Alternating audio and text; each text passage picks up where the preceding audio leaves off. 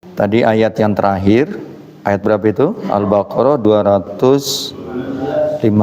Itu ayat yang menjadi kajian kita pada pagi hari ini. Ya, kita ulang-ulang tadi sampai 3 kali ayat itu. Inilah yang menjadi tema bahasan kita. Malah lebih spesifiknya lagi adalah itu hanya potongan sedikit, yaitu wa ma taf'alu di akhir sekali itu. Wa ma taf'alu min khairin fa innallaha bihi alim. Yang kira-kira terjemahnya, dan apa saja yang kamu lakukan yang baik-baik.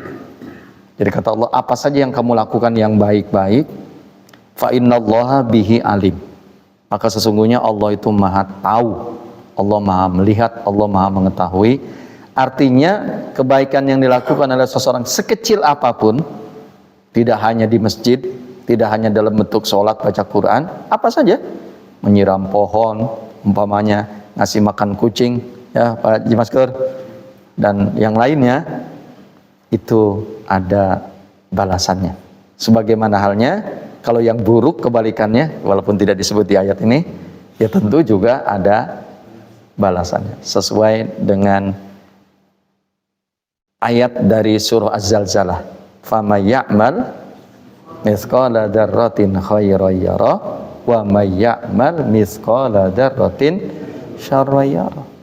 Ya, insyaallah inilah yang menjadi kajian kita pada pagi hari ini, yaitu ujung dari surah Al-Baqarah ayat 215. Wa ma taf'alu min khairin fa innallaha bihi alim. Baik. Bismillahirrahmanirrahim. Alhamdulillahirabbil alamin. Wassalatu wassalamu ala imamil muttaqin, imamil mujahidin, sayyidina Muhammadin nabiyil amin, wa ala alihi wa ashabihi wa man tabi'ahum bi ihsanin ila yaumiddin. Asyhadu an la ilaha illallah wahdahu la syarikalah wa asyhadu anna Muhammadan abduhu wa rasuluhu la nabiyya ba'da. Usikum wa nafsi bitaqwallah faqad fazal muttaqun. Ikhwani fillah yang dirahmati Allah,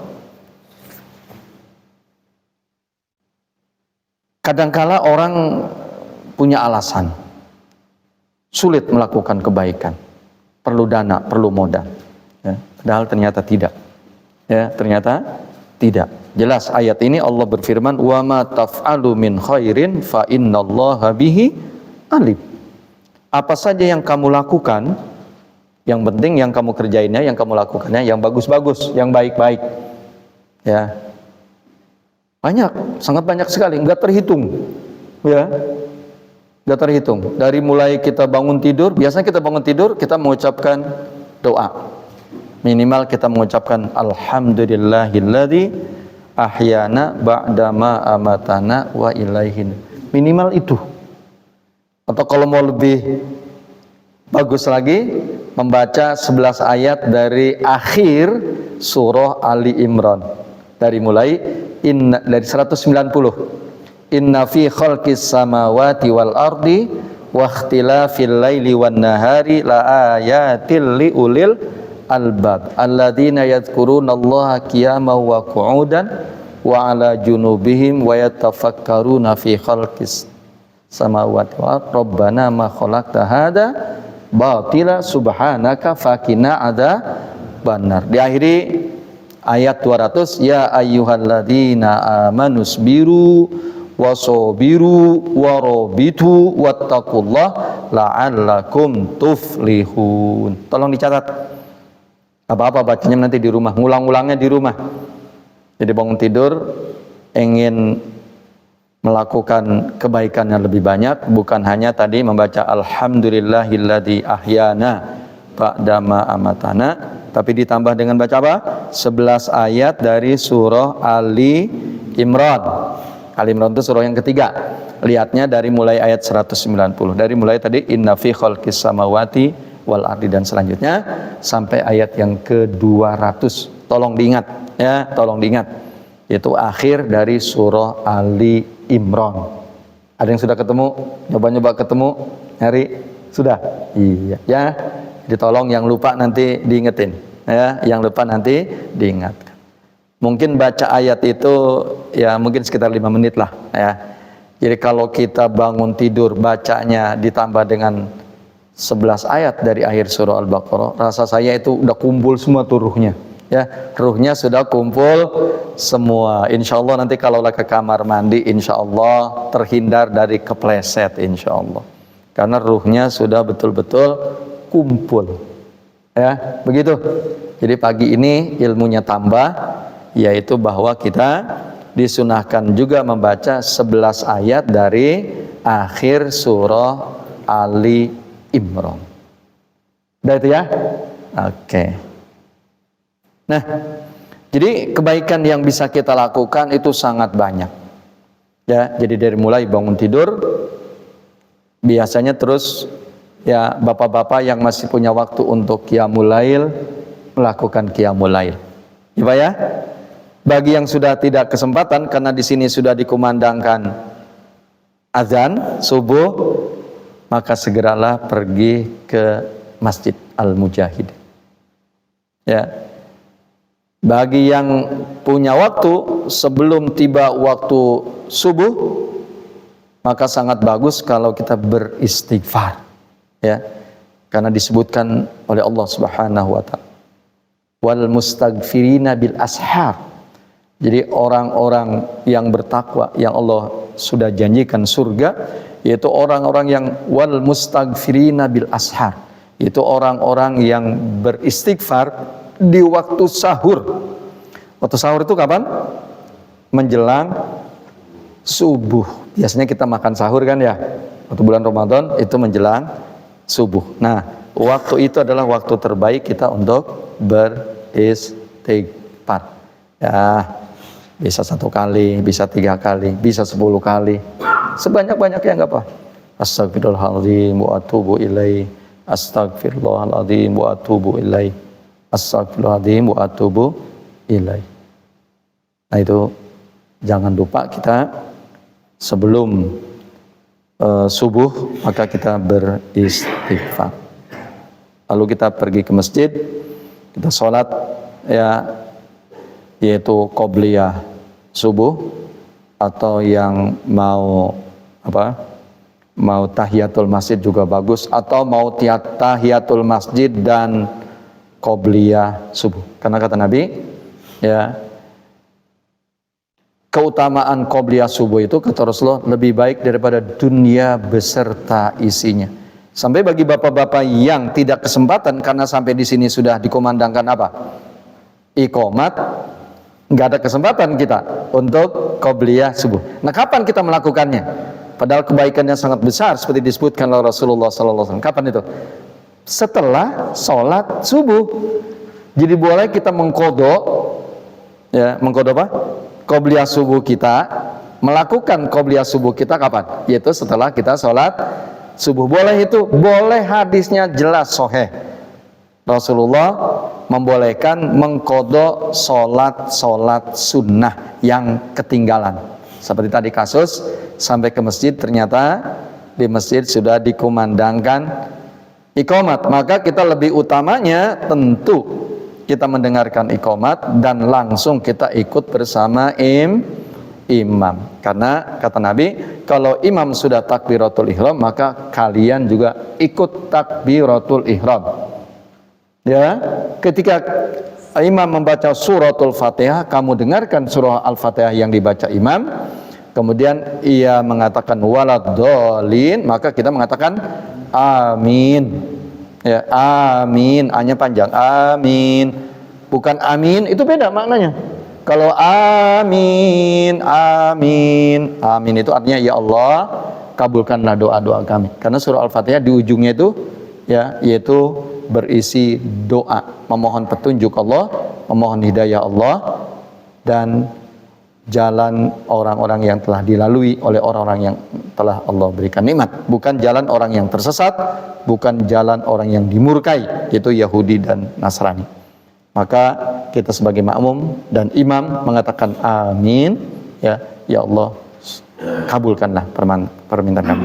Tapi kalau amin itu gelar Rasulullah, al-amin itu artinya terpercaya, bisa dipercaya. Itu gelar siapa? Rasulullah. Amin, bacanya amin, A-nya pendek, tapi minnya, mi-nya panjang, itu artinya terpercaya, jujur. Tapi kalau amin, itu maknanya ya Allah kabulkanlah doa kami. Nah, kemudian ketika imam membaca surah berikutnya seperti pada sholat subuh, maka kita pun dengarkan apa yang dibaca oleh imam. Karena kata Allah, wa idza quri'al qur'anu fastami'u lahu wa ansitu la'allakum turhamun. Ya, apabila dibacakan Quran atau diperdengarkan Quran kepada kalian, maka kalian diam, dengar, mudah-mudahan kalian termasuk orang yang berhak memperoleh kasih sayang dari Allah Subhanahu wa taala. Setelah itu kita berzikir, ya boleh sendiri-sendiri, boleh juga dipimpin oleh imam. Ya, boleh juga dipimpin oleh imam. Biasanya kita begitu sholat subuh ya. Nah, kalau imamnya kunut, maka kita pun di belakang ikut kunut. Artinya mengaminkan bacaan kunutnya imam. Kalau imamnya tidak kunut, ya maka kita pun enggak boleh sendirian. Ya, kita kunut. Enggak ya. Jadi karena kunut itu bukan termasuk rukun sholat. Jadi kunut itu tidak termasuk rukun sholat. Apa bedanya rukun dengan sunnah? Kalau rukun suatu pekerjaan, umpamanya di dalam sholat, rukun sholat, itu tidak boleh tidak. Kalau dengan sengaja kita tinggalkan, maka tidak sah sholatnya. Ya, maka harus diganti nanti dengan sujud sahwi. Ya, maka kita lakukan. Itu namanya rukun. Contoh berdiri. Bagi orang yang mampu berdiri, maka berdiri baginya adalah rukun sholat. Ya, berdiri. Kemudian lagi membaca suratul Fatihah kalau ia sholatnya sendirian. Kecuali kalau sholatnya tadi bersama imam. Maka ketika imam membaca suratul Fatihah, ia cukup mendengarkan. Itu namanya rukun. Menutup aurat. Menutup aurat, ya, itu adalah rukun. Ya. Kemudian menghadap ke arah kiblat itu juga menjadi rukun. Selama kita tahu kiblat itu ke sebelah mana, maka kita wajib sholat itu menghadap kiblat. Nah, itu namanya rukun sholat. Nah, tadi mengenai kunut itu tidak termasuk rukun sholat. Jadi artinya kalau imamnya seperti tadi nih, ya, imamnya tidak kunut, maka kita pun sebagai makmum, orang yang ikut, ya tentu kita tidak mengikuti imam. Jadi imam itu betul-betul wajib untuk diikuti oleh makmum. Ini mohon maaf bukan di sini. Ini alhamdulillah karena rajin ngajinya, saya lihat. Jamaahnya rajin ngaji. Jadi benar sudah ya. Tapi di tempat-tempat lain yang kelihatan ini rada malas ngaji nih, Pak Maskur. Ya. Jadi karena dia membaca suratul Fatihah menurut dia rukun, betul memang, ya. Tapi kalau kita posisinya sebagai makmum, lebih mengutamakan mengikuti gerak-gerik imam. Artinya kalau imam sudah ruku, walaupun kita belum selesai, katakanlah bacaannya lagi sir, ya pada sholat zuhur umpamanya, ya di rakaat ketiga keempat, imam kan tidak membaca surah, hanya membaca suratul Fatihah. Maka kita sebagai makmum wajib memang membaca suratul Fatihah. Kalaulah kita enggak selesai, enggak perlu harus kita selesaikan kalau memang imam sudah takbir untuk pindah dari berdiri ke ruku. Nah, ini yang kadang-kala salah. Jadi dia demi mengejar membaca surah Al-Fatihah, karena imamnya tidak keras membacanya, akhirnya ketinggalan. Ya, akhirnya ketinggalan. Imamnya sudah ruku, dia masih berdiri menyelesaikan suratul Fatihah. Imam sudah takbir berikutnya, itu i'tidal, membaca sami Allahu liman hamidah, dia baru ruku. Imam sudah pindah lagi takbir berikutnya, yaitu sujud, akhirnya dia baru apa? Tidak. Batal enggak dia orang itu? Batal. Batal apanya? Sholatnya tidak batal, tapi berjamaahnya dia sudah batal. Tolong ini ya. Jadi dia sebagai makmum sholat berjamaahnya harapannya 27 derajat diganjar oleh Allah pahalanya karena sholat berjamaah, tapi gara-gara dia sudah nyempal, jadi kata orang Betawi namanya nyempal, ya, memisahkan diri. Nah, itu batala ia sebagai makmum. Tapi apakah sholatnya batal? Tidak. Percuma kan? Padahal kita harapannya ya berangkat ke musola Al-Mujahidin, Masjid Al-Mujahidin. Harapannya kita sholat berjamaah tentu pahala ganjarannya lebih besar dibandingkan dengan kita sholat sendirian. Ini harus dipahami. Jadi kita sebagai makmum mendahului tidak boleh, terlalu belakang juga tidak boleh. Perintahnya tadi Rasulullah mengatakan apabila imam takbiratul ihram maka segeralah kamu takbiratul ihram. Gitu dan selanjutnya. Dan terus ya. Jadi ini rumusnya. Kalau ya kebaikan itu dilakukan oleh seorang muslim, seorang mukmin, ulang lagi. Kalau kebaikan itu dilakukan oleh seorang muslim dan seorang mukmin, maka kebaikan itu bernilai ibadah. Dengan kata lain, dia akan diberi ganjaran oleh Allah, diberikan pahala. Walaupun asalnya dia pekerjaan itu hanya mubah saja sifatnya. Contoh nikah, nikah ya. Walaupun ini bukan konsumsi bapak-bapak, kecuali ini kelihatannya masih jejakan. Ya, ini bukan konsumsi bapak-bapak, cuman ini pengetahuan. Nikah itu al-aslu mubah. Jadi nikah al-aslu mubah. Ya, mubah saja sifatnya, boleh gitu. Sama seperti makan, minum, itu sifatnya mubah. Berobat, itu mubah sifatnya. Jadi bukan wajib. Paham ya? Tapi kalau orang itu nikahnya agar dia nikah imannya menjadi semakin sempurna, dia ada yang ngurus supaya dia nanti ibadahnya lebih banyak, ya kan kalau nikah kan begitu. Karena kalau ngasih uang, ngasih jajan ya kepada pacar, itu belum dapat pahala Pak Maskur. Tapi kalau sudah ngasih uang jajan, ngasih uang bakso kepada istri, itu pahala. Nah kalau dia niat nikahnya untuk memperkuat agamanya, bisa melakukan banyak ibadah, maka nikah baginya itu adalah menjadi berpahala. Begitu. Syaratnya seorang muslim tadi. Muslim, kemudian hal-hal yang sehari-hari sifatnya mubah saja, boleh saja. Tapi kalau dia melakukannya ada niat kebaikan bagi dirinya, maka dia bisa bernilai ibadah kebaikan. Makan. Nggak makan nggak apa-apa. Ya. Tapi ketika ia niatkan dalam makan itu supaya badannya menjadi kuat, dia bisa tegak ibadah, dia bisa tholabul ilmi, dia bisa menyampaikan dakwah dan lain sebagainya, maka selama itu dilakukan oleh seorang muslim, seorang mukmin, maka makan akhirnya menjadi ibadah. Tidur juga sama. Biasanya tidur kita niatnya supaya apa? Ini harus ada niat supaya badan kita sehat. Ya. Yang tadinya kita di siang hari kita kerja, lelah, capek, ya penat, maka dengan kita istirahat di malam hari, ya maka bernilai ibadah. Ketika tidurnya supaya kita besok pagi seger, buger, bisa kerja lagi, ya bisa ibadah, insya Allah. Maka tidurnya seorang muslim, seorang mukmin yang punya ilmu, maka tidurnya punya nilai ibadah. Nah inilah yang dimaksud dalam ayat Surah Al-Baqarah ayat 215, wa ma taf'alu min khairin fa innallaha bihi alim. Diulangi lagi, wa ma taf'alu min khairin fa innallaha bihi alim. Coba perhatikan. Ini ilmu juga nih. Jadi dalam bahasa Arab kata ma pakai panjang, membacanya itu maknanya adalah isim mausul yang terjemahannya kira-kira apa saja. Jadi kata umum, ma itu apa saja. Jadi tidak tertentu, tidak spesifik. Makanya tadi saya sudah nguraikan tuh ya, dari mulai kita tidur terus baca doa, baca 11 ayat surah Ali Imran akhir, setelah itu ke kamar mandi, terus sampai kita nanti kerja, pergi ke kantor, pulang lagi. Ya, itu yang dimaksud dengan ma.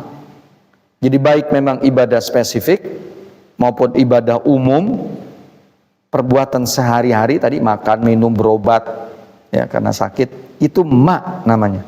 Jadi ma itu artinya kalau bahasa kitanya apa saja. Wa ma taf'alu min khairin, dan apa saja yang kamu lakukan yang bagus-bagus, yang baik-baik. maka fa innallaha bihi alim, sesungguhnya Allah tahu, mengetahui apa yang kamu lakukan. Dengan kata lain, apa saja yang kamu lakukan yang baik-baik Allah akan balas, ya, sesuai dengan surah apa di 2 ayat surah Az-Zalzalah, apa, famay ya'mal mithqala dzarratin khairan yarah wa may ya'mal mithqala dzarratin syarran yarah. Bapak-bapak, saudara-saudara, ikhwani fillah yang dirahmati Allah, untuk lebih luasnya, ya, kajian kita tentang apa saja yang kamu lakukan yang bagus-bagus, itu adalah Allah mengetahuinya, artinya Allah akan membalas segala amalan kamu, ya. Nah, ini surah Az-Zalzalah, asbabun nuzulnya tuh begini. Surah Az-Zalzalah yang mana tadi? Itu 2 ayat, yaitu famay ya'mal mithqala dzarratin khairan yarah wa may ya'mal mithqala dzarratin syarran yarah. Asbabun nuzul. Apa itu asbabun nuzul? Bahasa kitanya, kondisi situasi yang melatar belakangi ayat itu turun, ya. Nah, ini diceritakan oleh sahabat Sa'id bin Jubair. Sa'id bin Jubair ini sahabat.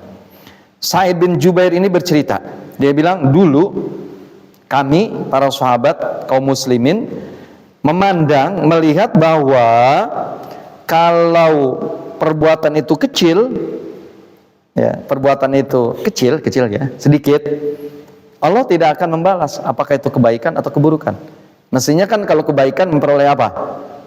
Pahala. Kalau keburukan, kejahatan, kemaksiatan, tentu akan orang si pelakunya akan mendapatkan ancaman atau dosa.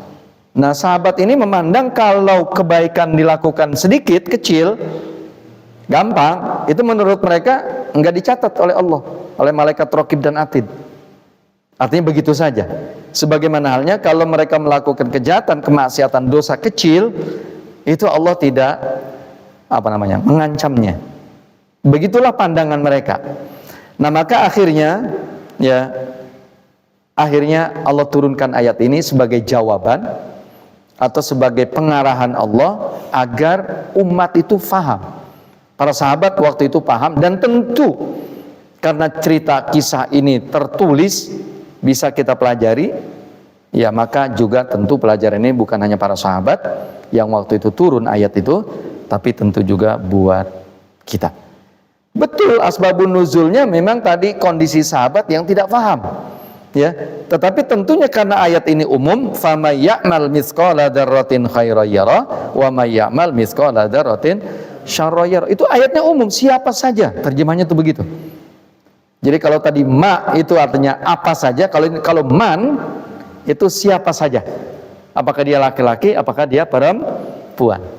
Wa may ya'mal mithqala dzarratin khairan yarah, dan siapa saja, ya, yang melakukan, ya, kebaikan walaupun hanya sebesar apa, kalau dulu terjemahnya tafsir dulu sebesar biji sawi, boleh kalau sekarang diterjemahkannya atom, ya, atau sebesar sel, begitu ya, karena tubuh kita ini terdiri dari miliaran sel, ya, miliaran sel. Nah, sel-sel itu membentuk tubuh kita, jadi bermiliar-miliar sel membentuk tubuh kita. Nah, jadi kebaikan yang dilakukan oleh siapa saja, dan kebaikan itu kecil sebesar biji sawi atau sebesar atom, ya, maka tetap dia akan melihat efeknya. Jadi kalau kebaikan tentu dia memperoleh pahala. Dan sebaliknya, wa may ya'mal mithqala dzarratin syarran yarah, ya, siapapun orangnya yang melakukan keburukan, maksiat, dosa sekecil biji sawi atau atom, maka dia pun pasti akan melihat. Artinya, ya, kalau dia tidak beristighfar, dia tidak melakukan kebaikan, maka tentu juga numpuklah kesalahannya. Kata para penyair, ya, jadi kalau kamu melakukan kesalahan, jangan kamu lihat kesalahannya itu kecil, tapi kamu harus lihat kepada siapa kamu berbuat salah. Pada siapa? Allah yang maha kasih, Allah yang maha sayang, Allah yang maha perhatian. Kok tega-teganya kamu masih melakukan kesalahan kepadanya? Begitu kata para ahli syair. Jadi kalau kamu melakukan dosa, kesalahan, perbuatan yang jelek-jelek jangan kamu lihat perbuatannya yang kecil itu, tapi harus kamu melihatnya kepada siapa kamu melakukan ketidakbaikan. Siapa berarti dia berbuat salah kepada siapa? Allah yang padahal Tuhan Maha Kasih, Maha Sayang, ya, tapi kok kamu tega ya berbuat salah kepada Tuhan yang padahal selalu berbuat baik kepada kamu. Jadi sekarang kira-kira paham? Nah, ini saya selalu nanya tentang asbabun nuzul 2 ayat yang terakhir dari surah Az-Zalzalah. Jadi kisahnya tadi ya, yaitu sahabat memandang ya kebaikan kalau kecil ya dia tidak memperoleh balasan. Begitu sebaliknya ketika mereka melakukan kesalahan ya, dosa kecil itu Allah enggak mengecam dia. Contoh, nah ini mungkin masih terjadi nih, Mas-Kur. Ini terjadi di zaman sekarang. Contoh berdusta. Meninggalkan sholat, ya dosa besar. Ini dia pikir kalau berdusta, hoax, dia pikir enggak dosa. Padahal itu dosa. Ya. Malah dalam sebuah hadis, berdusta itu, hoax itu termasuk ciri siapa? Ciri orang, lah iya, ayatul munafiki salasun, idza haddatsa kadzaba, wa idza tumina khana, wa idza wa'ada ikhtalafa. Ya.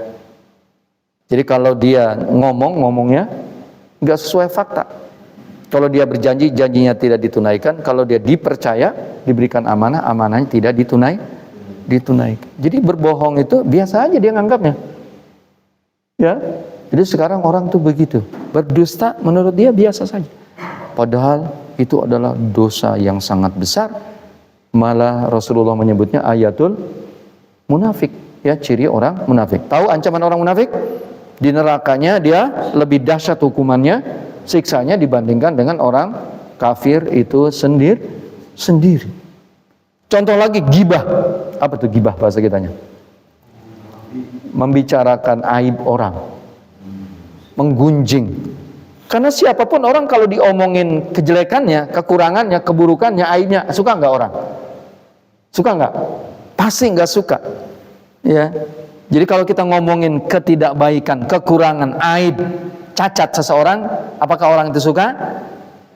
Tidak suka siapapun. Ya, kita ukur diri kita saja. Ya, nah makanya kita ya, jadi kalau ngomongin orang, ngomongnya yang bagus-bagus. Ya, namanya itu istilahnya doa. Ya, jadi kalau ngomongnya yang baik-baik tentang orang lain, itu namanya doa. Sehingga kata Nabi bahwa doa yang terbaik itu adalah doa goib. Doa goib itu artinya apa? Yaitu mendoakan saudara kita, kawan kita, guru kita, murid kita, sahabat kita, bukan di saat di depannya. Menyanjung, mengapresiasi saudara kita, kawan kita, sahabat kita, bukan di hadapan. Jadi kalau orang menyanjung orang di hadapannya, itu mungkin ada udang di balik batu kalau bahasa kita sekarang. Kita katakan, ya, ketika ada kawan Pak Maskur, ya orang Betawi, kita katakan apa? Alhamdulillah itu Ustadz Maskur, ya, tinggal di mana? Tinggal di Geraha Harapan, ketemu banyak kawan-kawan orang-orang baik, masya Allah, ya. Jadi ustadz, ya, kita katakan jadi ustadz, minimal selalu aktif, ya, memakmurkan masjid, ya, begitu. Jadi kalau hari Jumat beliau tampil untuk mengumumkan hal-hal yang butuh diumumkan, ya, beliau pun kadang-kadang mengumandangkan azan, kita sampaikan begitu. Tapi bukan di hadapan Pak Maskur, di hadapan orang lain. Contohnya tadi ada kawan lama Pak Maskur, orang Betawi juga yang belum pindah ke Geraha Harapan, ketemulah sama kita, akhirnya dia bilang, ada saya punya kawan lagi kecil dulu namanya Maskur, ya, tinggalnya di Geraha. Nah, kita sebagai orang yang tahu tentang Pak Maskur, kita lalu mengapresiasi tentang Pak Maskur, kebaikan-kebaikan beliau. Itu namanya doa goib, istilahnya itu doa goib. Dan doa goib itu diaminkannya oleh siapa? Oleh malaikat. Sehingga insya Allah ketika kita menyanjung kebaikan-kebaikan orang lain, maka insya Allah malaikat mengaminkan kita, kita juga jadi orang baik. Nah, ini ilmu juga nih Pak Maskur. Doa apa namanya tadi? Doa gaib. Ya, mengapresiasi, menyanjung kebaikan orang. Ya, jadi bukan di hadapannya, tapi di belakang orang itu ketika orang itu tidak melihat. Gibah. Nah, begitulah orang-orang sekarang ini lebih-lebih di sosial media ya. Gunjing sana, gunjing sini, gibah ini luar biasa. Padahal saya sudah sampaikan kalau nggak salah waktu itu tentang gibah, ya dosa gibah karena materi Ramadan apa luar Ramadan, saya lupa waktu itu. Ya, itu tentang gibah. Ya, Rasulullah Aisyah, masih ingat ceritanya? Ini singkatnya aja ya. Aisyah pernah menggibah madunya. Madunya itu maksudnya bukan madu yang diminum. Istri Nabi ada yang lain selain Aisyah, siapa namanya? Sofia, bukan Sofia Loren ya, Sofia. Sof itu artinya jernih. Istri Nabi namanya diantaranya adalah Sofia. Sofia itu bapaknya Yahudi, tokoh Yahudi. Ya, tokoh Yahudi. Kemudian berperang bersama Nabi, dengan Nabi, kalahlah itu Yahudi, itu ayahnya sebagai tokoh Yahudi terbunuh. Namanya Huyai. Nah, Huyai ini tokoh Yahudi. Ya, Huyai ini terbunuh, kemudian anak-anaknya, istrinya jadi tawanan perang Rasulullah Sallallahu Alaihi Wasallam. Nah, tahanan perang ini menjadi gonimah. Menjadi apa? Gonimah. Apa itu gonimah? Harta rampasan perang. Maka anaknya Huyai bin Akhtab ini, seorang tokoh Yahudi, dinikahlah oleh Rasulullah Sallallahu Alaihi Wasallam. Karena tahanan perang, wanitanya boleh dijadikan sebagai istri, laki-lakinya dijadikan sebagai budak. Ya saat itu tentu, sekarang sudah hilang ya. Karena hukum yang berlaku waktu itu begitulah. Tapi Islam datang justru untuk membebaskan budak ya. Nah, termasuk tadi namanya Sofia. Dinikahlah oleh Rasulullah. Tapi rupanya Aisyah, ya namanya juga madu ya kan, cemburu. Rupanya Sofia ini badannya, posturnya tidak setinggi Aisyah. Ya, Aisyah nyebut pendek ya, pendek ya. Apa kata Nabi? Wahai Aisyah, kalau seandainya kata-katamu, kalimatmu, ucapanmu itu ya digelontorkan ke laut, ya maka air laut itu menjadi rusak, menjadi bau dan lain sebagainya. Tidak bisa didestilasi air laut, tidak bisa direcycle. Air lautnya tidak bisa nanti disalinasi, tidak bisa menjadi tawar dan lain sebagainya karena dia tercemarnya sudah terlalu berat. Ya, merkuri dan lain sebagainya. Nah, begitu kira-kira kalau bahasa sekarang. Ya. Jadi sehingga ikan yang hidup di sekitar perairan yang tercemar oleh merkuri, maka ikannya pun menjadi ikan yang dilarang untuk kita makan. Karena itulah yang menyebabkan kanker dan lain sebagainya. Seperti di mana tuh? Di Buyat atau di mana? Sono tuh ya, daerah timur ya. Nah, begitu. Jadi kata Nabi, wahai Aisyah, kalau seandainya kalimat yang kamu ucapkan tadi, yaitu tentang gibah itu digelontorkan ke laut, maka laut itu, air laut menjadi rusak. Tapi sekarang orang ngegibah itu hal yang dianggapnya ringan. Nah ini ya, jadi surah Al-Zalzalah 2 ayat turun ini yang terakhir berkenaan dengan apa? Berkenaan dengan sahabat waktu itu pandangannya salah. Jadi makanya masalah fikrah ini sangat penting. Malah sebelum ibadah dan lain sebagainya itu lebih utamanya fikrah dulu. Artinya pemikiran, ilmu itu yang lebih utama. Nah ini kadang-kadang orang sekarang ini suka salah juga, keliru. Orang sekarang ini suka masalah pemikiran itu nggak penting. Ada di masjid tertentu nih, memang banyaknya pensiunan. Bukan di sini Pak Maskur, kalau di sini masih banyak anak muda. Ini ada masjid yang memang jamaahnya banyaknya pensiunan. Di sini belum, di sini baru menjelang pensiunan. Dia bilang apa? Kita mah yang penting katanya sholat, nggak perlu tuh politik, termasuk belajar juga nggak penting kata dia. Ngaji nggak penting. Makanya umumnya itu kalau habis sholat fardu berjamaahnya banyak masjid itu pada pulang, nggak mau ngaji. Jadi kalau mengaji kayaknya alergi banget tuh sama ngaji, sama nuntut ilmu. Emangnya diomelin sama ustadz. Ustadznya juga nggak ngomel, malah ustadznya nyanjung terus jamaahnya ya. Tapi dia nggak mau. Padahal di rumahnya juga kemungkinan kalau habis subuh ngapain? Kalau lagi hari libur. Nah itu. Nah ini goleran lagi ya kan? Paling nonton TV lah, maksiat jadi akhirnya, ya kan? Nggak mau. Kalau di sini kita jelas baca Quran dulu. Insya Allah Quran itu pahala ganjarannya satu huruf dihitung, sedangkan satu huruf diganjarnya menjadi 10 kebaikan. Berapa huruf tadi kita? Setengah halaman. Malah ayat yang terakhirnya tadi, wa ma taf'alu min khairin, itu kita bacanya sampai 3 kali. Luar biasa ngaji itu. Duduk aja deh, masih mendingan tidur di masjid ya daripada goleran di rumah. Kalau di masjid tetap masih dapat pahala tiduran pun ya, karena sedang disampaikan ceramah, pengajian, zikir atau tolabul ilmu, itu ada hadisnya. Nah ini bapak-bapak yang kadang-kala kurang dipahami ya, seperti di Masjid Blasono tuh, Blasono Utara Mustika Jaya tuh ada ada masjid di situ, memang pensiunan, komplek juga ya, komplek yang nggak terlalu luas, itu pensiunan ya, karena dulunya itu memang rumah itu diperuntukkan buat pensiunan dulu ya, walaupun sekarang sudah campur baur yang tinggal karena sudah dijual, bapaknya sudah meninggal ya. Itu begitu, dia bilang kita nggak penting, yang penting sholat kita mah katanya, sembahyang katanya ya, berpolitik jangan, kemudian ngaji juga nggak perlu ya. Nah ini ya, kalau di sini insya Allah nggak ya, saya hitung masih 12 orang yang ngaji, bagus masih ya. Nah ini bapak-bapak, jadi jangan sampai bapak-bapak menjadi orang yang semacam itu. Apa kata Imam Syafi'i tentang tolabul ilmi?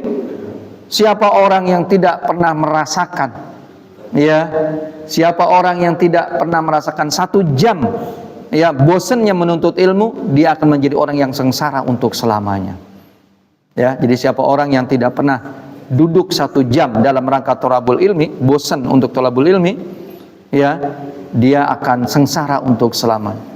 Artinya memang nuntut ilmu itu sudah disebutkan, ulama dulu sudah tahu nuntut ilmu itu membosankan ya, nuntut ilmu itu membosankan, memang kita capek rasanya ya, bosan, ngantuk dan lain sebagainya. Tapi manfaatnya luar biasa. Sudah kita duduknya didoakan oleh malaikat, dan insya Allah ketika nanti malaikat munkar dan nakir bertanya, insya Allah kita ada alasan. Apa alasannya? Kamu kok begitu masih? Ya kan saya statusnya masih sebagai murid malaikat. Nah ya, jadi kita masih punya alasan. Lah sekarang kalau orang sampai tua, sampai meninggal, dia tidak tahu beberapa hal, apa alasannya coba? Lalu kalau ada pengajian aja lu pulang katanya, lu kegoleran di rumah ya kan? Jadi nggak ada alasan. Tapi insya Allah kalau kita ini ada alasan. Insya Allah itu benar, walaupun candaan ya, insya Allah itu jadi benar. Makanya tolabul ilmu minal mahdi ilal lahdi. Oke, kita lanjutkan. Jadi tadi masalah persepsi. Nah persepsi itu adalah akibat ilmu. Ya akibat ilmu. Makanya ayat yang turun pertama sebelum ilmu itu ada dalam Islam itu surah apa? Surah apa yang turun pertama kali? Lah iya, Iqra itu ayat yang pertamanya perintah apa? Membaca. Padahal Nabi belum belum diturunkan ayat Quran. Disuruh ngebaca apa itu berarti? Kira-kira logika kita, Rasulullah disuruh ngebaca apa? Situasi dan kondisi. Ya, situasi dan kondisi. Nah, ini apresiasi orang yang beramal soleh. Kita kembali tadi ya, tentang amal soleh walaupun kecil, walaupun sedikit. Itu nanti lihatnya surah An-Nahl. An-Nahl itu surah 16, ayat 97. Surah An-Nahl. Surah An-Nahl itu surah 16, ayat 97. Saya baca. A'udzubillahi minasyaitonirrajim. Man amila solihan min dzakarin au unsa wa huwa mu'min falanuhyiyannahu hayatan thayyibatan wa lanajziyannahum ajrahum bi ahsani ma kanu ya'malun. Kata Allah, man amila solihan, siapa saja yang melakukan amal kebaikan. Man amila solihan, jadi siapa saja man amila solihan, siapa saja yang melakukan amal soleh kebaikan, min zakarin au unsa, apakah orang itu laki-laki ataukah dia perempuan. Apa kata Allah? Falanuhyiyannahu hayatan thayyibatan, maka akan aku berikan, kami berikan kepada orang itu, yaitu kehidupan yang thayyibah, kehidupan yang baik. Ya, jadi Allah berjanji, Allah akan berikan kepada orang itu kehidupan yang baik. Kehidupan yang baik itu berarti bisa saja diantara kecukupan harta, atau bisa saja maksudnya walaupun mungkin hartanya tidak banyak, tapi hidupnya tenang.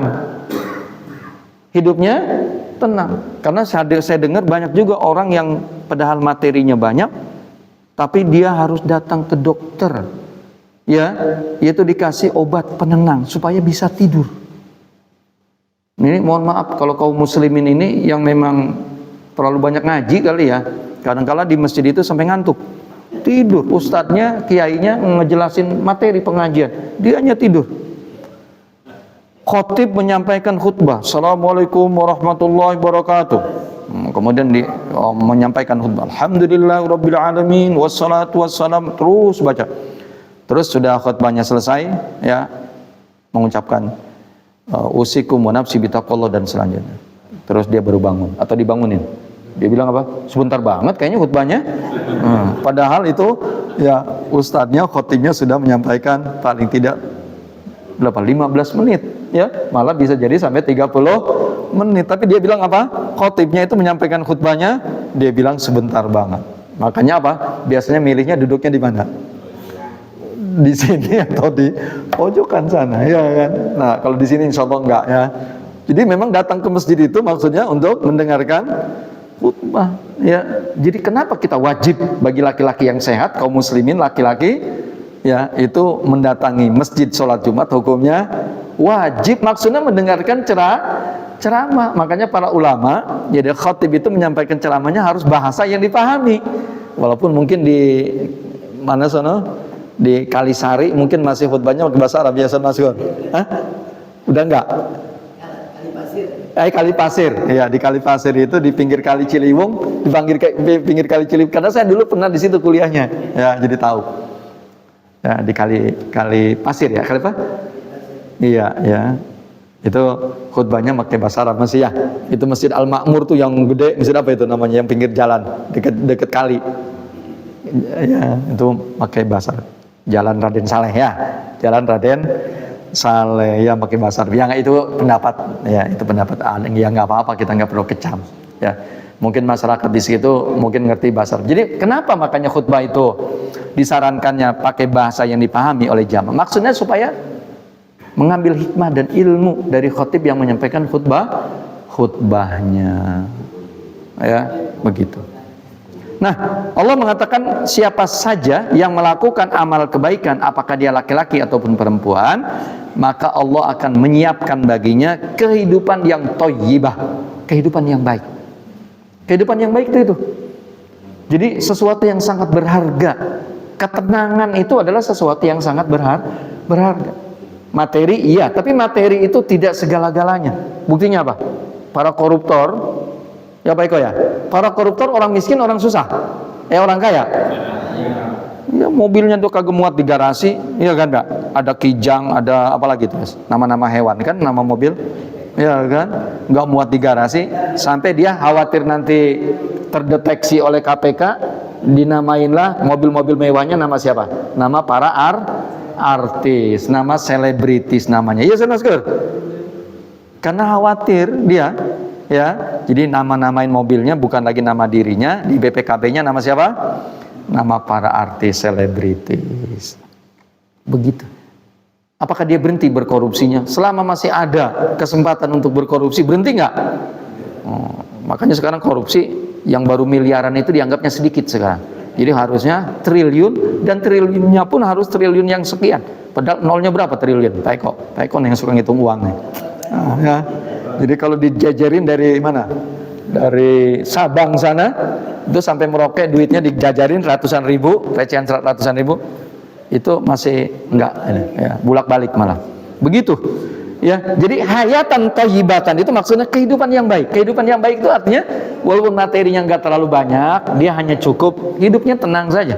Ya, buktinya tadi khutbah Jumat dia dengerin, akhirnya terus les dia tidur, tahu-tahu bangun khatibnya sudah salam terakhir. Begitu pula ngaji juga begitu, ngantuk. Nah, itu tadi hayatan thayyibatan dunia. Terus walanajziyannahum ajrahum bi ahsani ma kanu, dan kami akan pasti membalasnya, kata Allah, pahala mereka dengan yang lebih baik. Nah, ini kata lainnya surga. Sedangkan surga itu adalah komoditas Allah yang mahal.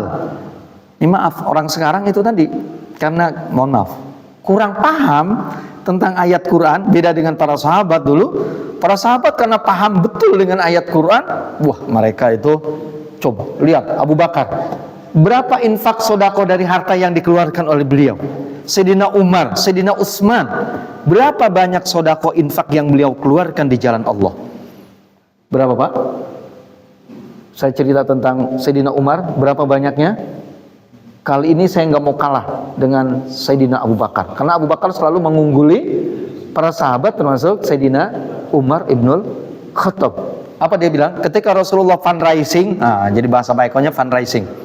Ketika Rasulullah melakukan fundraising, yang mengumpulkan dana yang memang sangat dibutuhkan waktu itu, ya, kata Sayyidina Umar apa? Saya kali ini tidak mau kalah dengan siapa? Dengan Sayyidina Umar. Berapa banyaknya hartanya? Separuh hartanya dia serahkan pada Rasulullah SAW. Bukan ecek-ecek, Pak. Miliaran mungkin kalau sekarang. Umar tuh kekayaannya luar biasa. Ya, separuh. Terus rupanya Abu Bakar nyusul. Nggak tahu Abu Bakar juga berapa banyaknya Umar mengumpulkan dana diserahkan pada Rasul. Seluruh hartanya dia berikan pada Rasulullah. Tanpa dia maksudnya bukan nggak mau kalah sama Umar. Nggak tahu dia, dan Rasul nggak ngasih tahu juga. Tapi memang orang semakin baik imannya, semakin sensitif. Nah, Abu Bakar itu termasuk orang yang sangat sensitif. Ayat turun, orang lain belum paham, beliau itu kadang-kala ngerti. Contohnya surah Idza Jaa Nasrullahi wal Fath, surah An-Nasr turun, itu beliau menangis, terseduh-seduh karena beliau paham. Ayat itu turun itu sebagai ayat terakhir. Padahal Rasul belum ngomong. Beliau sangat tahu. Nah, kalau Rasul sudah turun ayat yang terakhir, Rasul ngapain lagi di dunia? Sudah selesai. Artinya Rasul akan meninggalkan mereka para sahabat. Beliau sangat paham, beliau sangat mengerti. Merinding saya cerita tentang Abu Bakar itu. Jadi Abu Bakar itu orang yang sangat sensitif. Dan sensitivitas orang terhadap kebaikan, terhadap keburukan, dia sangat ngerti ayat itu ketika iman Islamnya semakin baik. Jadi bukan semakin bebel. Orang kalau nuntut ilmunya semakin banyak, orang semakin faham, semakin pinter dan lain. Inilah yang dalam istilah agama disebut dengan hikmah. Apa disebutnya? Hikmah. Bahasa kitanya wisdom. Ya, bahasa kitanya wisdom. Ya, itu hikmah, itu begitu. Nah, Sayyidina Abu Bakar ternyata dia menginfakkan hartanya seluruhnya. Sampai Rasul saja ta'ajub. Ya, ta'ajub terhadap infak yang dikeluarkan oleh Abu Bakar. Sehingga nanya Rasulullah SAW, apa yang kau sisakan untuk keluargamu wahai Abu Bakar? Anak istrimu apa yang kamu tinggalkan? Kalau orang sekarang kan enggak ya Pak Sumaskur. Justru dia ya sibuknya, waduh istri saya belum kebagian, padahal belum ada yang dikeluarkan. Dia bilang Bu, enggak kebagian. Justru kalau Abu Bakar dia keluarkan seluruhnya, sampai Rasul nanya, apa yang kau tinggalkan buat anak istrimu? Dia bilang apa? Allah dan Rasulnya aku tinggalkan buat mereka. Allah dan Rasulnya. Ya, tapi ibu bapak-bapak jangan coba-coba kayak Abu Bakar ya. Enggak, kita enggak diminta begitu. Enggak, malah kita dimintanya kalau zakat cuman berapa? 2,5%. Bapak masih buat keluarga Bapak masih berapa? 97,5%. Jadi kalau gajinya 10 juta umpamanya yang dikeluarkan cuman berapa? 250.000 ya. Hanya 250.000 ya, begitu. Nah itulah. Ya, jadi kembali lagi para sahabat karena mereka paham betul bahwa surga itu mahal, barang komoditas mahal yang disebutkan dalam Rasulullah, ya. Tapi kadangkala orang-orang itu dia pengennya irit. Nah, irit tanda petik ya. Jadi maksud dia ke surganya yaitu dengan apa? Gratis. Nah, ini nggak boleh kita. Ya, kita teladani yaitu para sahabat Rasulullah sallallahu alaihi wasallam. Sebagai terakhir, ya, ini sebagai terakhir. Itu tadi ayat-ayat yang mendukung penjelasan tentang sebenarnya jalan kebaikan itu sangat banyak. Ini yang terakhir karena waktu kita memang sudah selesai. Ini tentang amalan yang insya Allah bisa kita lakukan. Nah ini, ya ini hadis dari Abu Dzar Al-Ghifari. Abu Dzar menceritakan. Dia bilang apa? Qultu ya Rasulullah. Wahai Nabi, wahai Rasul, ayyul a'mali ahabbu ilallah. Amal apakah yang paling afdol, yang paling dicintai oleh Allah? Begitu sahabat itu, ya. Jadi kalau nanya itu yang perongkolannya, begitu kalau bahasa kitanya. Jadi nggak nanya yang ecek-ecek, langsung dia tanya puncaknya. Ya Rasulullah, amal apakah yang paling afdol, yang paling utama? Kata Nabi, yaitu al-imanu billah wal jihadu fi sabilih. Kamu beriman kepada Allah dan kamu berjihad di jalan Allah. Kenapa iman disebut pertama, baru berjihad? Karena iman ini menjadi wadah, menjadi tempat amal kebaikan seseorang sekecil apapun, kalau dia melakukannya, maka amalannya memperoleh pahala dan diganjar oleh Allah dan dinilai sebagai amal soleh. Ini sering saya sampaikan. Kalau amal kebaikan itu dilakukannya bukan oleh seorang muslim, seorang mukmin, maka dia menjadi sia-sia. Nah itu, ini saya tegaskan. Dalam istilah Quran disebut apa? Debu yang berterbangan. Dalam ayat yang lain disebut dengan apa? Fata morgana. Dalam ayat yang lain disebut dengan seperti kegelapan yang berada di dalam lautan yang sangat dalam, yang lautan itu ditutup oleh gelombang yang berlapis-lapis, dan di atasnya lagi ada awan yang sangat pekat hitam. Seperti apa itu kalau begitu? Sudah amalannya ada di mana? Di dalam lautan. Di atas lautannya ada apa? Ombak yang bergelombang. Di atas ombak itu ada awan yang sangat gelap pekat. Kelihatan nggak? Nggak kelihatan. Jadi Allah Subhanahu wa Ta'ala langsung mengibaratkan amalan yang dilakukan oleh orang non-muslim maka tidak punya nilai apa-apa. Jadi kapan Allah membalasnya? Sementara Allah punya sifat yaitu Rahman Rahim dan tidak zolim kepada makhluknya. Di mana dibalasnya? Kalau amalan orang kafir, kebaikannya di mana dibalasnya? Di dunia dibalas. Ya, karena Allah tidak pernah berbuat zolim. Jadi artinya membayarnya cash. Allah membayarnya cash. Di neraka itu nanti berikutnya, di dunianya maksudnya. Jadi kalau orang beriman, kebaikannya dibalasnya 2 kali. Di dunia sebagai DP, force code, nanti balasan yang sesungguhnya di surga. Sementara kalau orang kafir, kebaikannya di mana dibalasnya? Di dunia, karena Allah tidak punya sifat zolim kepada siapapun, dibayarnya cash. Adapun dia nanti berarti kebaikannya sudah hilang karena sudah dibalas, maka tadi tuh jawabannya dia akan disiksa di dalam neraka. Jadi bukan Allah zolim. Makanya inilah yang menjadi pertanyaan Nabi Musa alaihissalam. Sedikit lagi, Nabi Musa alaihissalam pernah nanya, ya Allah, kenapa engkau menyiksa orang-orang kafir? Kenapa engkau menyiksa orang-orang kafir? Sementara sifatmu adalah tidak pernah berbuat zolim. Engkau bersifat Rahman Rahim dan adil. Lalu Allah memberikan jawaban kepada Nabi Musa tanpa dengan kata-kata. Tapi Nabi Musa disuruh apa? Menanam apa? Menanam biji-bijian. Katakanlah jagung begitu, atau padi mungkin. Padi ya. Nah, Nabi Musa ketika nanam 3 bulan berikutnya panen, ya. Kemudian padi rupanya ada yang gasong, apa gasong? Tidak berisi, ada yang berisi. Kemudian Nabi Musa dipilih, ya. Jadi yang baik-baik, yang berisi, gabahnya itu, padinya itu, ditaruhlah di gudang untuk disimpan nanti untuk digiling, diheler, ya, mesin penggilingan padi. Apa? Mesin penggilingan padi. Tapi yang buruk-buruk dipisahin kemudian dibakar oleh Nabi Musa. Lalu kata Allah, ya begitulah wahai Nabi Musa, nanti ketika aku menyiksa orang-orang kafir, orang-orang zalim semacam itu, seperti kamu tadi menanam padi, ya, yang bagus-bagus saja yang kamu masukkan kemana? Ke gudang, tapi yang buruk-buruk kamu bakar. Kata Nabi Musa, karena kalau yang buruk itu nggak ada manfaat, begitu. Ya, jadi hadis ini, ya, Rasulullah SAW ketika ditanya amal apakah yang paling afdol, yang paling dicintai oleh Allah, Nabi menyebutnya apa? Al-imanu billah. Jadi iman sebagai apa tadi? Wadah. Kalau orang melakukan kebaikan itu orang yang beriman, seorang muslim, seorang mukmin, maka otomatis, ya. Nah kalau yang melakukan orang kafir, dia dibalasnya sudah di dunia cash. Yang kedua adalah kata Nabi, wal jihadu fi sabilillah, berjihad di jalan Allah. Nah terus sahabat nanya lagi, wahai Rasulullah, budak yang manakah yang kalau kita bebaskan itu adalah paling utama? Kata Nabi adalah budak yang paling disayang oleh si pemiliknya dan budak yang sangat mahal. Ya jelas ya kan? Karena kalau budak itu sangat disayang oleh siapa? Oleh pemiliknya dan mahal, orang yang mau memerdekakannya harus membayar dengan harga yang besar. Makanya itu nanti seorang yang memerdekakan budak yang semacam itu maka pahalanya besar. Oke, dikit lagi. Kita lanjutkan. Lalu sahabat ini nanya lagi, fa in lam af'al. Wahai Nabi, kalau saya tidak melakukan itu, ya, rupanya yang nanya ini bukan orang kaya nih. Ya, berat rasanya kalau dia harus beli budak untuk dekakan. Apa kata Nabi? Nah, ini bagus.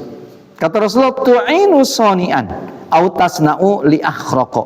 Yaitu kamu membantu, yaitu orang yang bekerja. Karena seorang bekerja mungkin dia enggak bagus, tidak piawai dalam hal bekerja. Begitu. Makanya sering saya sampaikan, orang kerja di kantor, orang kantoran boleh pensiun. Tapi di masyarakat kita tidak boleh pensiun. Contoh, gotong royong dalam membangun rumah. Itu kalau di kampung, wallahualam nih, sekarang nih. Masih nggak tuh? Dulu tuh orang apalagi kalau sudah naik suhunan tuh, ya, tiang yang atas, galar itu rame-rame tuh biasanya. Orang sekampung ikut tuh, ya, begitu. Itu maksudnya, ya. Jadi kamu menolong, membantu orang yang bekerja. Au tasna'u li akhraqa, atau kamu melakukan sesuatu untuk menyiapkan orang kerja. Nah, ini pengusaha. Jadi rupanya ada hadis pengusaha, ya. Jadi orang bagus, ya.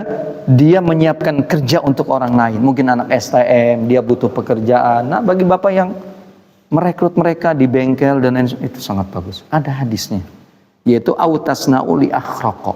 Ya, bapak sarjana ekonomi, bapak mungkin seorang sarjana teknik bisa menyiapkan lapangan kerja, itu bagus.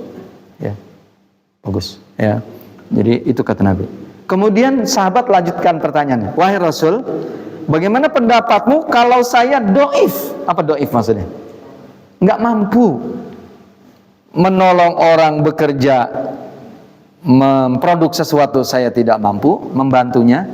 Ikut ngebangun rumah tadi, kerja bakti, saya nggak bisa. Kan ada aja kan orang udah sakit-sakitan, ya kan? Kemudian lagi, apalagi menyiapkan orang yang lemah, ya, untuk mendapatkan pekerjaan, dia dapatkan gaji, itu pun saya nggak bisa, wahai Rasul. Atau seperti yang engkau sebutkan tadi, saya nggak mampu.